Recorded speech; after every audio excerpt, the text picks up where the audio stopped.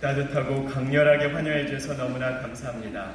우리 경기대 채플 성도님들과 함께 예배할 수 있어서 얼마나 기쁘고 감사한지 모르겠습니다. 오늘은 창립 32주년 기념 예배입니다. 그동안 지구촌교회 주님의 몸된 교회를 섬기기 위해서 함께 헌신하고 고생하시며 기도하고 희생해 주신 모든 분들께 진심으로 감사를 드립니다. 그리고 우리의 이 예배를 통해서 오직 예수님 한 분만이 주인공 되시기를 간절히 원합니다. 우리 함께 기도하고 하나의 말씀 함께 나누겠습니다. 기도하겠습니다.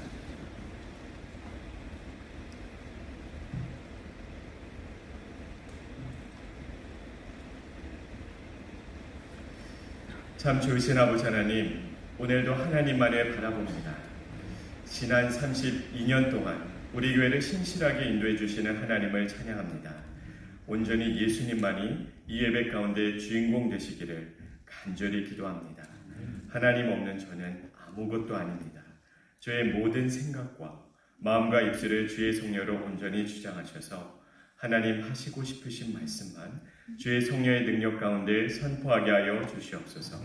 감사하며 예수님 이름으로 기도합니다. 아멘. 지구촌 교회는 1994년 1월 첫 예배를 드렸습니다.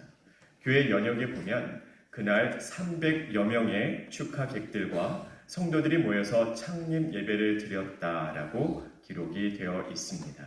그로부터 참 많은 세월이 흘러 지나가고 32년이 지난 오늘 지구촌 교회는 여전히 건강하게 성장하고 있습니다. 여러분 주위를 한번 둘러보시지 않으시겠습니까? 참 놀랍다라는 생각이 듭니다. 우리 주위에 하나님의 은혜의 손길이 보이지 않습니까? 어떻게 32년 동안 지속적으로 지구촌 교회는 끊임없이 성장해 올 수 있었을까요? 저는 세 가지 이유가 있다고 생각합니다. 그 첫 번째 이유는 전적인 하나님의 은혜입니다. 우리를 불러주신 것도 하나님의 은혜이고 우리를 구원해 주신 것도 하나님의 은혜이며 우리가 지구촌 공동체 되게 하신 것 또한 하나님의 은혜입니다. 두 번째 이유는 이동원 원로 목사님의 탁월한 리더십입니다. 이동원 목사님의 은혜로운 말씀과 또 사람을 품어주는 리더십이 있었기에 지구촌 교회가 계속해서 성장해 왔음을 믿습니다. 마지막 세 번째 이유는 모든 성도들의 전폭적인 헌신입니다. 모든 성도님들께서 함께 헌신해 주시고 함께 기도하며 함께 섬기고 함께 희생해 주셨기에 오늘날의 지구촌 교회가 있는 줄로 믿습니다. 그런 의미에서 이 자리에 계시는 지구촌 교회의 모든 성도님들에게 그리고 한 분 한 분에게 그동안의 수고와 섬김과 눈물과 기도로 인하여 진심으로 감사를 드립니다. 이렇게 지난 32년의 여정을 돌아볼 때 그리고 앞으로의 미래를 바라볼 때 우리에게는 오늘 이 아침에 하나의 질문이 주어집니다.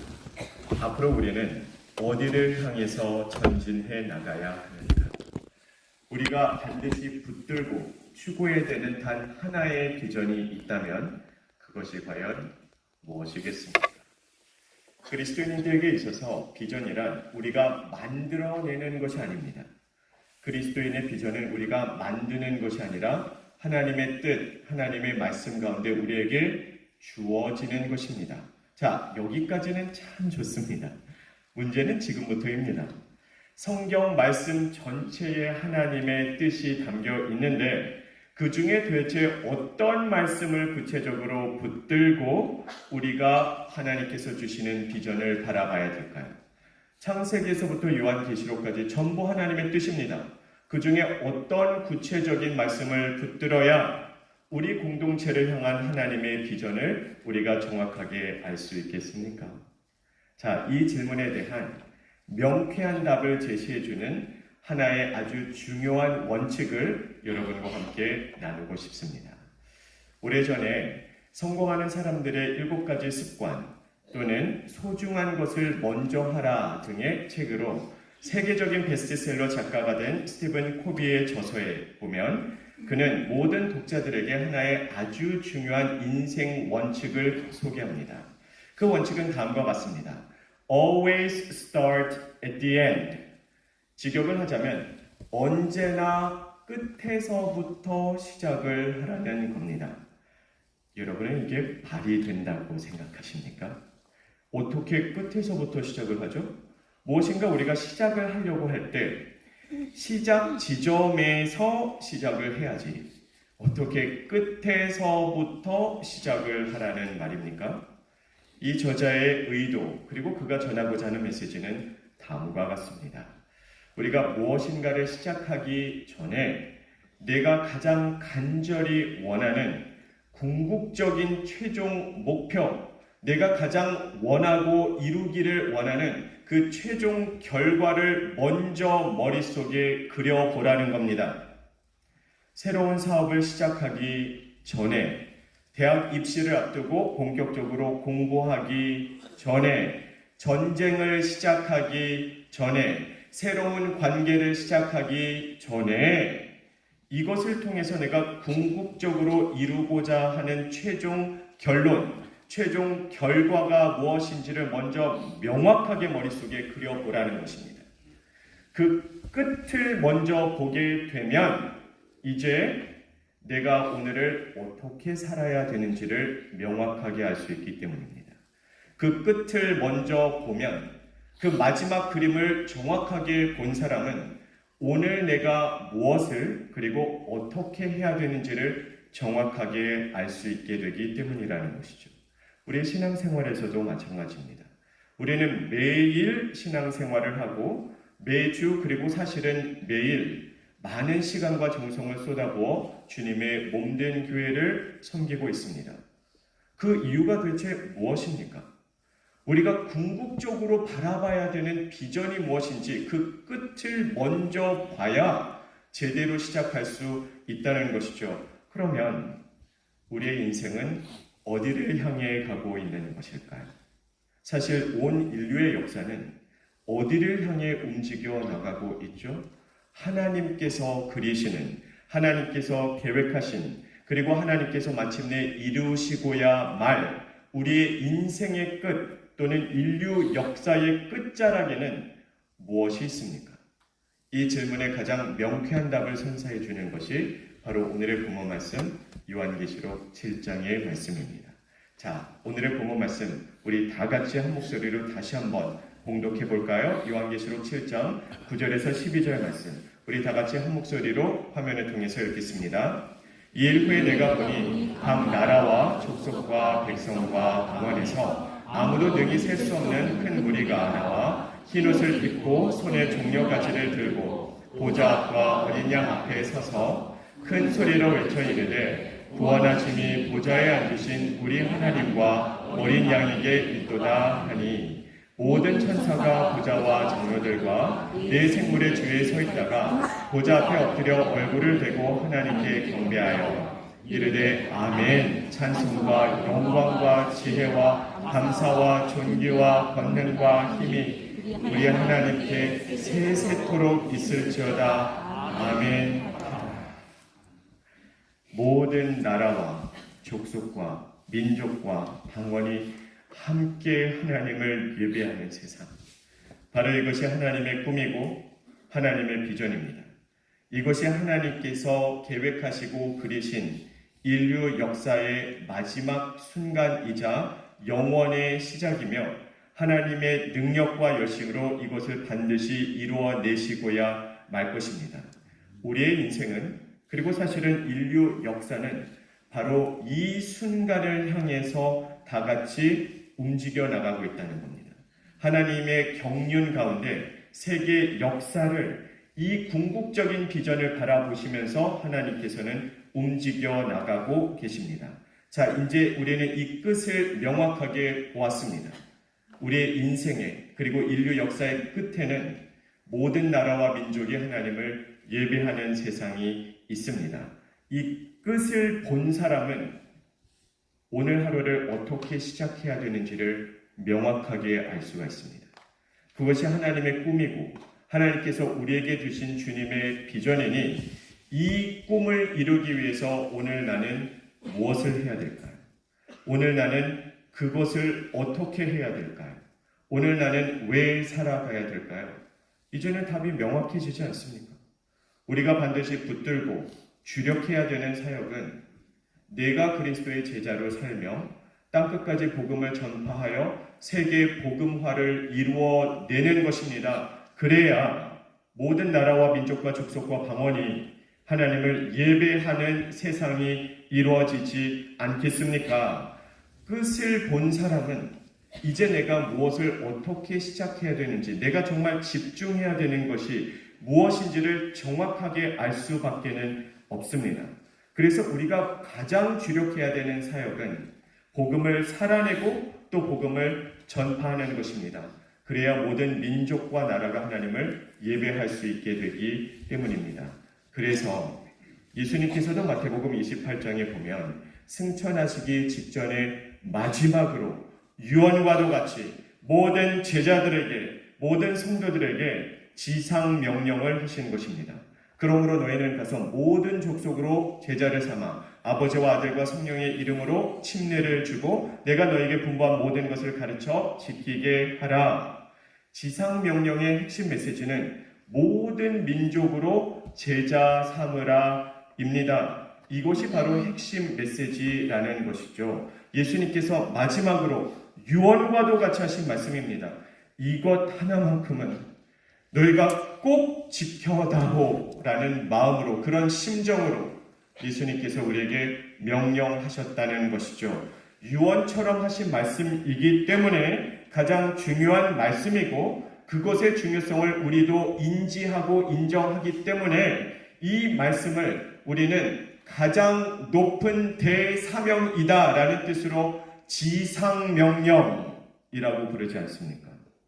우리가 붙들어야 되는 말씀, 우리가 주력해야 되는 인생 일대의 사명은 복음을 전파하여 모든 나라가 하나님을 예배케 하는 것입니다. 바로 그 목적을 이루기 위해, 바로 그 사명을 완수하기 위해 지구촌 교회가 존재하고 세상 모든 나라의 교회가 존재하게 되는 것입니다. 자, 그렇다면 우리가 이 명령에 순종하기 위해, 우리가 이 비전을 이루어나가기 위해서 가장 기초적으로 해야 되는 것이 과연 무엇일까요? 우리의 마음을 넓게 열어서 하나님의 비전을 공유하는 것입니다. 우리의 가슴을 넓게 열어서 세계를 가슴 속에 품는 것입니다. 너무나도 중요합니다. 우리가 의도적으로 가슴을 열지 않으면, 우리가 의도적으로 이 세계를 가슴에 품지 않으면 시간의 흐름에 따라 우리의 가슴은, 우리의 마음은 점점 좁아져만 될 것이고 우리의 시야는 점점 더 편협하게 될 것입니다. 왜 그럴까요? 모든 사람은, 모든 인간은 본질적으로 그리고 본능적으로 이기적이기 때문입니다. 하나님의 비전과 하나님의 꿈을 내가 가슴에 품지 않으면 시간의 흐름에 따라서 가만히 내버려 두면 모든 인간은 이기적이기 때문에 결국에는 나와 내 식구가 이 땅에서 얼마나 잘 먹고 잘 살 것인가만 궁리하면서 살아가게 되어 있습니다. 반드시 그렇게 되게 되어 있습니다. 모든 인간은 이기적이기 때문에 세상 사람들만 그렇고 그리스도인은 안 그런다는 게 아니라 그리스도인도 인간이에요. 그래서 세상 사람들만큼이나 그리스도인들 또한 하나님의 꿈과 비전을 가슴에 품지 않으면 결국에는 평생에 나와 내 가족이 어떻게 잘 먹고 잘 살 것인가만 궁리하면서 살아가게 되어 있습니다. 그래서 우리는 의도적으로 가슴을 열고 하나님의 꿈을 받아들여야 돼요.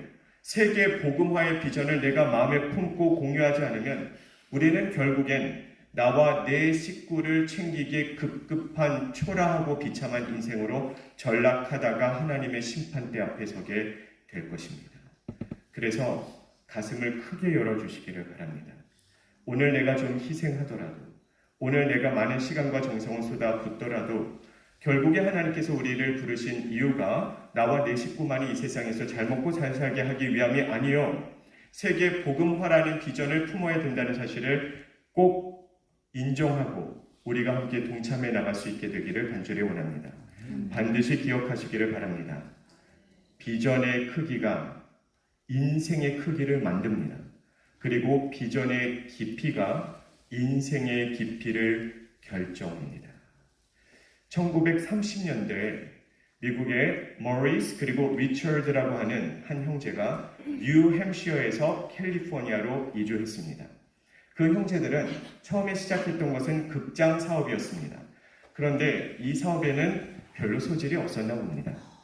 별로 이윤 창출이 되지 않고 수지타산이 맞지가 않습니다. 그래서 극장 사업을 접습니다.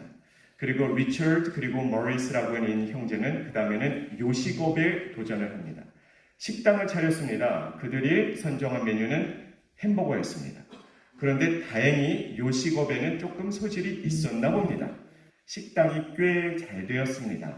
그래서 그들은 과감하게 다른 메뉴들을 다 가지치기 하고 햄버거 하나를 남겨두었는데 그 햄버거 만드는 과정을 극도로 체계화시켰습니다. 마치 공장의 생산 라인을 연상하듯이 모든 일들을 세분화시키고 체계화시켰어요. 공장에서 하나의 물건이 조립되듯이 착착착착 체계적으로 햄버거를 만드는 시스템을 그들은 처음으로 시작을 했던 것입니다. 자, 그 시스템 안에서 햄버거 하나가 만들어지는데 소요되는 시간이 과연 얼마였을까요? 정확하게 30초. 그 당시에는 이거는 가히 혁명적인 일이었습니다. 심지어 햄버거가 꽤 맛있었습니다. 그러니 사람들이 어마어마하게 구름대처럼 몰려들기 시작했죠. 그 햄버거 매장 앞에서는 항상 인산인해를 이루었습니다. 자, 그러다 어느 날 레이 크록이라고 하는 밀크쉐이크 기계 판매원이 그 매점을 방문합니다. 그리고 깜짝 놀랍니다. 사람이 이렇게 많다고? 햄버거가 단 30초 만에 완성이 된다고? 그런데 실제로 이 햄버거가 맛이 있습니다. 이 매장이 가진 어마어마한 가능성을 한눈에 알아보았습니다. 그래서 리처드와 머리스 형제에게 가서 동업을 하자고 제안을 합니다.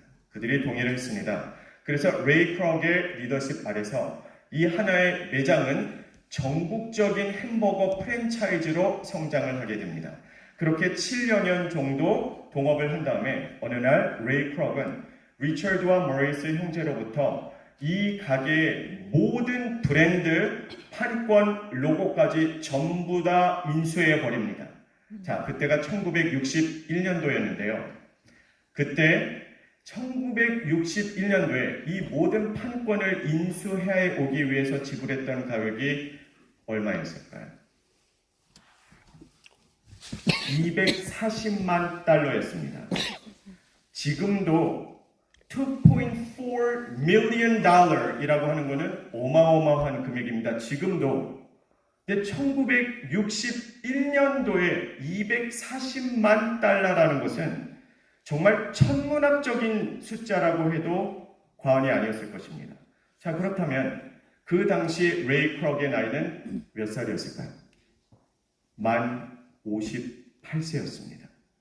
자, 여러분이 60세를 바라보는 나이에 240만 달러를 빚지고 사업을 새로 시작하시겠습니까? 그런 결단을 하실 수 있는 분 한번 일어나 보시면 대단히 감사하겠습니다. 저부터 빨리 가서 앉아야 될 것 같습니다. 얼마나 겁이 났을까요? 최종 결정을 내리기까지 정말 공포스럽다라는 표현이 과언이 아니었을 것입니다. 그러나 그는 그 가능성을 보았거든요. 그 어마어마한 금액을 치릅니다. 그리고 레이 크록의 리더십 아래 그가 81세를 일기로 이 세상을 떠나기 전에 이 햄버거 프랜차이즈는 30개가 넘는 나라로 진출을 합니다. 8,000개가 넘는 매장을 갖게 됩니다. 오늘날은 어떨까요? 대략 120여 개국에 이 햄버거 프랜차이즈가 진출을 했고요. 4만 5천 개가 넘는 매장을 지금 보유하고 있습니다. 자, 그렇다면 이 햄버거 프랜차이즈의 이름은 과연 무엇일까요? 이미 눈치채셨죠? 맥도날드입니다. 처음에 이것을 시작한 리처드 그리고 머리스 형제의 성이 맥도날드예요. 맥도날드 형제가 처음에 이것을 창업했습니다. 근데 참 이상하지 않나요? 정작 이 사업을 창업하고 이 어마어마한 시스템을 처음에 구축시킨 맥도날드 형제의 리더십 아래 맥도날드 프랜차이즈가 전 세계적으로 성장하지 않았어요. 그들은 평생 매장 하나를 운영하다가 죽었습니다. 그런데 정작 이것을 창업하고 이 시스템을 도입한 거와는 아무런 상관이 없는 밀크쉐이크 기계 판매원이었던 레이 크록이 최고 경영자가 되고 소유주가 되어서 그의 리더십 아래 맥도날드가 전 세계적인 기업으로 성장을 했습니다. 이 어마어마한 차이를 만들어낸 단 하나의 차이점이 과연 무엇일까요? 비전입니다. 비전의 크기가 인생의 크기를 결정하고 비전의 깊이가 인생의 깊이를 결정하게 되어 있습니다. 리처드와 모리스, 맥도날드 형제에게는 이 비전이 없었어요. 그들의 비전이라 하면 그냥 하나의 매점을 운영해서 나와 내 식구가 이 세상에서 잘 먹고 잘 사는 것 딱 거기까지였습니다. 근데 정작 그들이 창업을 했고 정작 그들이 시작하고 만들어냈던 그 시스템을 레이 크록의 눈에는 그 어마어마한 가능성을 한눈에 보게 된 것입니다. 그래서 그 비전을 볼 수 있는 사람 안에서 하나의 매점이 전 세계를 정복해 나가는 어마어마한 글로벌 기업으로 성장하게 되는 것입니다. 우리의 신앙생활에서도 마찬가지입니다. 하나님께서는 저와 여러분에게 복음이라고 하는 어마어마한 고귀하고 존귀한 선물을 허락해 주셨습니다.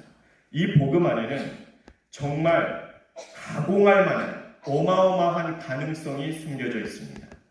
이 복음에는 온 인류를 구원할 수 있는 생명력이 있습니다. 이거보다 더 강력한, 이거보다 더 위대한, 이거보다 더 소중한, 이거보다 더 고귀한 선물이 있을 수 있을까요? 그 선물을 하나님께서 우리에게 의탁해 주셨어요. 그런데 오늘날 대부분의 그리스도인의 비전은 무엇입니까? 이 복음을 통해서 그저 나와 내 식구들이 이 세상에서 잘 먹고 잘 살다가 죽어서도 천국에 가는 것. 내가 예수 믿었고 내 가족이 예수 믿어서 이제 우리는 천국의 시민이 됐으니 그것으로 족하다는 겁니다. 그냥 나와 내 가족만을 챙기다가 끝나버리는 인생이 되어버린다는 거예요. 하나님은 한 번도 그 목적만을 위해서 우리에게 복음을 의탁하신 적이 없다는 것이죠. 예수님처럼 예수님이 요한과도 같이 말씀하시지 않았습니까? 가서 전하라. 천하 만민에게 이 복음을 모든 나라와 민족이 이 복음을 듣고 함께 예수님을 믿어 하나님을 예배하는 세상을 꿈꾸셨기에 마지막 유언처럼 모든 민족으로 제자를 삼으라고 예수님께서는 명령하셨습니다. 오늘날 절대 다수의 그리스도인은 내가 이 복음을 믿고 나와 내 가족이 천국에 가게 되었으므로 그러면 됐다라고 생각을 하고 있습니다. 결국에 거기서 조금 더 생각과 마음의 스케일이 큰 사람은 나의 가족을 넘어 친척에게, 지인에게, 내 가장 친한 친구에게 복음을 전하는 것에서 거기서 조금만 더 스케일이 큰 사람은 1년에 한 번 정도 선교여행 다녀온 곳으로 만족하면서 살아가고 있지는 않습니까?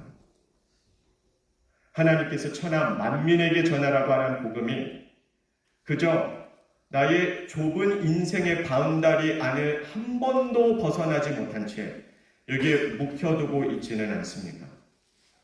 우리는 반드시 기억해야 됩니다. 비전의 크기가 인생의 크기를 결정합니다.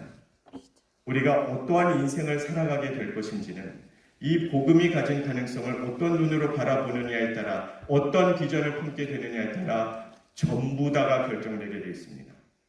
그래서 저는 여러분에게 묻고 싶습니다. 정말 마음속으로 한번 솔직하게 답해 보세요. 여러분은 왜 사십니까? 내가 오늘도 살아 숨쉬어야 되는 이유와 목적이 실제로 무엇입니까? 성경적인 모범 답안을 찾으려고 하시지 마시고 그냥 솔직하게 마음속으로 한번 답해 보세요. 내가 지금 오늘 왜 살아가고 있는가? 나의 마음속에는 어떤 꿈이 있고 어떤 비전이 있는가? 한번 답해 보시기를 바랍니다. 맛있는 위로라는 책이 있습니다. 이 책의 저자인 이유석 셰프는 프랑스 요리를 하는 프렌치 브리스트로의 대표이자 셰프입니다. 그는 어렸을 때 TV를 보면서 프랑스 요리를 하는 셰프를 보고 나도 저런 사람이 되고 싶다라고 결심을 했다고 합니다. 그래서 그는 대학교를 졸업하고 무작정 프랑스로 날아갑니다. 거기 어느 학교에 입학한 것도 아니고 어디서 초대받은 것도 아닌데 그냥 무작정 프랑스로 가서 거기서 학원에서 배우기보다는 실전에서 배우고 싶다라는 생각하에 그 당시 프랑스에서 가장 유명한 식당 중에 하나였던 식당을 그냥 무작정 찾아가서 거기에 있는 총주방장 헤드 셰프에게 나를 인턴으로 고용해달라고 애원을 합니다. 이 제안 자체가 얼마나 셰프 입장에서는 황당했겠습니까?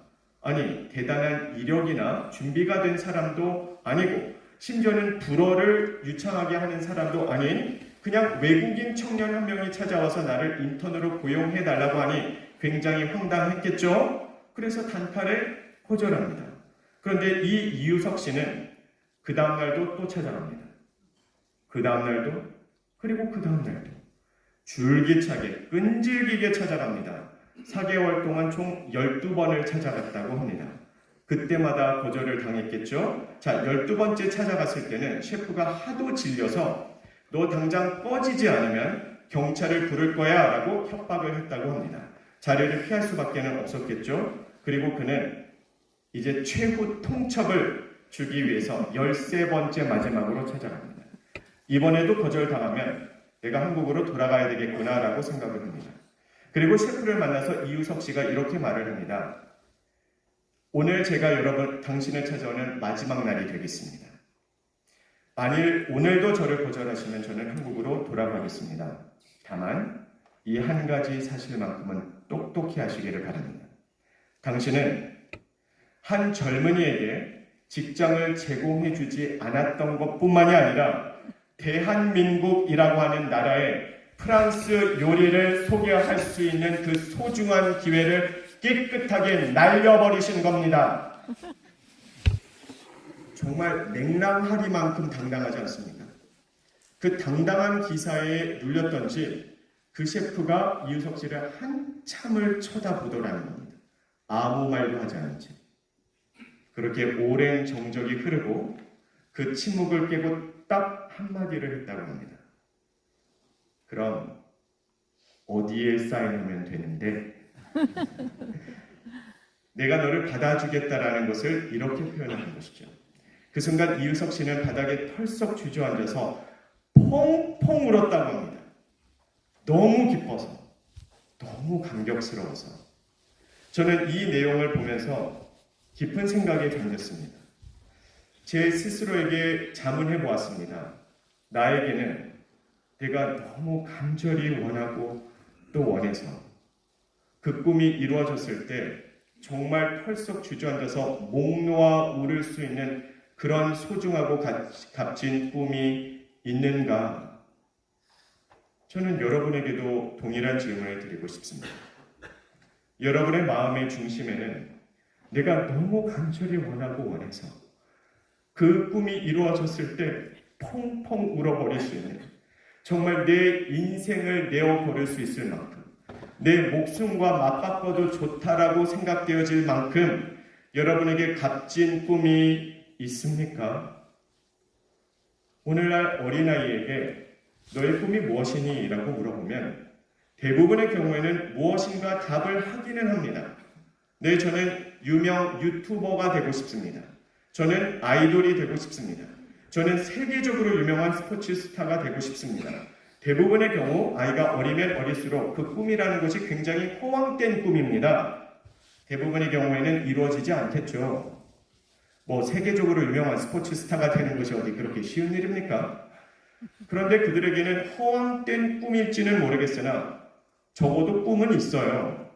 저는 여러분에게 묻고 싶습니다. 그리고 제 스스로에게 자문해보고 싶습니다. 우리의 꿈은 도대체 무엇인가? 당신의 꿈이 무엇입니까? 라는 질문을 어른에게 하잖아요. 답이 없어요. 오히려 그 눈빛 속에서 이렇게 말을 하고 있는 것 같습니다. 지금 먹고 살기도 힘들어 죽겠는데 무슨 뜬구름 잡는 소리입니까? 딱 그렇게 물어보는 눈빛을 하고 쳐다봅니다. 꿈이 밥 먹여줍니까? 그럼 말도 안 되는 질문을 하지도 마세요. 딱 그런 눈빛이에요. 오늘날 어른들에게, 성인들에게 문제는 허황된 꿈을 꾸고 있다는 것이 아니라 꿈 자체가 없다는 겁니다. 그냥 하루하루 마지못해 그럭저럭 죽지 못해 살아갈 뿐입니다. 그래서 다시 한번 묻고 싶습니다. 여러분에게는 내 인생을 걸어도 좋을 만큼 소중한 꿈이 있습니까? 내 목숨을 내어 걸어도 좋을 만큼 그것이 이루어질 때 펑펑 울을 수 있는 그런 꿈이 있나요? 저에게는 있습니다. 오늘의 본문 말씀 요한계시록 7장이 그려내는 그 세상, 모든 나라와 민족과 족속과 방언이 하나님을 함께 예배하는 그 세상을 보는 것, 그 세상을 이루어가는 것, 그 세상을 이루기 위해 내가 하나의 도구로 쓰임받는 것, 그것이 저의 꿈입니다. 저는 그 세상을 봐야만 하겠습니다. 그래서 저는 잠이 잘 오지 않습니다. 저는 거의 매일 밤 새벽 2시, 새벽 3시쯤에 잠에서 깹니다. 한번 잠에서 깨면 생각이 핑 돌아가면서 다시 잠이 오지 않을 때가 참 많이 있습니다. 생각하고 또 생각합니다. 어떻게 해야 끝을 봤으니 오늘 하루를 제대로 시작해야 되는데 어떻게 해야 우리 지구촌교회 성도 한 명 한 명을 그리스도의 참된 제자로 세울 수 있을 것인가? 어떻게 해야 이것이 한 명의 꿈으로 또는 하나님만의 꿈만으로 끝나지 않고 이 꿈을 우리 모두가 공유할 수 있을까? 어떻게 해야 우리 지구촌교회 성도들이 하나님의 이 심장을 공유하고 지역사회로, 직장으로, 학교로 그리고 열방을 향해 복음 들고 뛰쳐나가게 만들 수 있을까? 생각하느라 잠이 오지가 않습니다. 저는 이 세상을 꼭 봐야만 하겠습니다. 인생을 걸어도 좋을 만큼, 목숨을 걸어도 좋을 만큼 값진 꿈이라고 확신하기 때문입니다. 제가 만들어낸 꿈이 아니라 하나님께서 저에게 그리고 사실 우리 모두에게 주신 꿈이기 때문입니다. 여러분에게 묻고 싶습니다.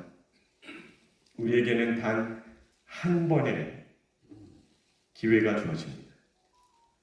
그 한 번뿐인 인생을 여러분은 무엇을 위해 사시겠습니까? 언젠가는 이 세상에서의 우리의 삶을 정리해야 될 시간이 반드시 찾아올 것입니다. 우리는 예수님을 영접했으므로 천국에서 다시 만나게 되겠죠. 그 날에 다음과 같은 광경을 한번 상상해 보시길 바랍니다. 수천, 수만, 어쩌면 수억 명에 달하는 사람이 천국에서 우리에게로 달려오는 겁니다. 그리고 우리에게 이렇게 말합니다. 지구촌교회 성도님이시죠? 너무 감사해요. 그때 성도님이 직장에서 학교에서 복음을 전해주셨잖아요. 그때 성도님들이 그 누구도 주목하지 않는 깡촌 시골까지 찾아와서 예수님에 대해서 가르쳐 주셨잖아요. 그때 성도님들이 멀리 떨어진 우리나라까지 찾아와서 복음을 전해주셔서 제가 그래서 예수님을 믿고 오늘 이 자리에 예배자로 서 있습니다. 너무 감사합니다. 이 말을 그날에 들을 수만 있다면 너무 기쁘지 않겠습니까? 너무 행복하지 않겠습니까? 너무 영광스럽지 않겠습니까? 그 영광의 날에 이르기까지 하나님의 꿈을 내가 공유하여 하나님의 심장을 공유하여 지역사회로 그리고 열방을 향해 복음 들고 나가는 교회, 우리 지구촌 교회가 되기를 예수님의 이름으로 축복합니다. 기도하겠습니다. 이제는 우리 주 예수 그리스도의 십자가의 은혜와 하나님의 그 크신 사랑과 성령님의 감화 감동하심 또 교통하심이 오늘도 주님께서 주신 그 꿈을 품고 복음의 증인으로 살아가고자 결단하는 모든 성도들에게 이제부터 영원까지 항상 함께 하시기를 축원합니다.